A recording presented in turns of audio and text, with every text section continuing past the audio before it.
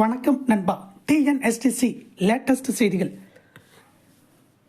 பிப்ரவரி 21 வெளியான தகவல். ஓய்வு பெற்ற போக்குவரத்து ஊழியர்களுக்கு நிலுவையில் உள்ள பணப்பலன்கள் படிப்படியாக வழங்கப்படும்.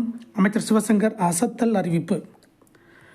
மதுரையில் நடைபெற்ற போக்குவரத்து அலுவலர்களுடனான ஆய்வுக் கூட்டத்திற்கு பிறகு செய்தியாளர்களை சந்தித்து பேசிய போக்குவரத்துத்துறை அமைச்சர் சிவசங்கர், முதலமைச்சரின் ஆணைப்படி பொது மினு பேருந்து திட்டம் அறிவிக்கப்பட்டதன் அடிப்படையில் அதற்காக ஒப்பந்தம் வெளியிடப்பட்டு புதிய மனுக்கள் பெறப்பட்டு வருகின்றது.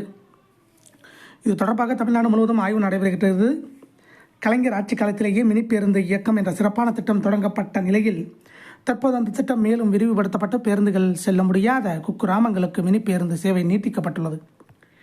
இதனால் மக்கள் பயனடைந்து வருகிறார்கள். போக்குவரத்து துறையில் லாப நோக்கம் அல்லாது சேவை நோக்கத்தில் செயல்படக்கூடிய துறையாகும்.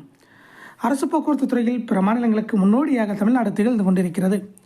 பேருந்து கட்டணத்தை பொறுத்தவரை மற்றும் மாநிலங்களுடன் ஒப்பிடும்போது தமிழ்நாட்டில் மிகவும் குறைவுதான். ஓய்வு பெற்ற அரசு போக்குவரத்து பணியாளர்களுக்கு நிலுவையில் உள்ள பண பலன்களை வழங்குவதற்கு கடந்த மாதம் ரூபாய் 300 கோடியும் இந்த மாதம் ரூபாய் 250 கோடியும் ஒதுக்கீடு செய்யப்பட்டுள்ளது. நிலுவையில் உள்ள பண பலன்கள் படிப்படியாக வழங்கப்படும் என அமைச்சர் சிவசங்கர் தெரிவித்துள்ளார். இதை போன்ற டிஎன்எஸ்டிசி அப்டேட்டுகளை தெரிந்து கொள்ள நம்ம சேனல் சப்ஸ்கிரைப் பண்ணுங்கள், ஷேர் பண்ணுங்கள், லைக் பண்ணுங்கள். நன்றி, வணக்கம்.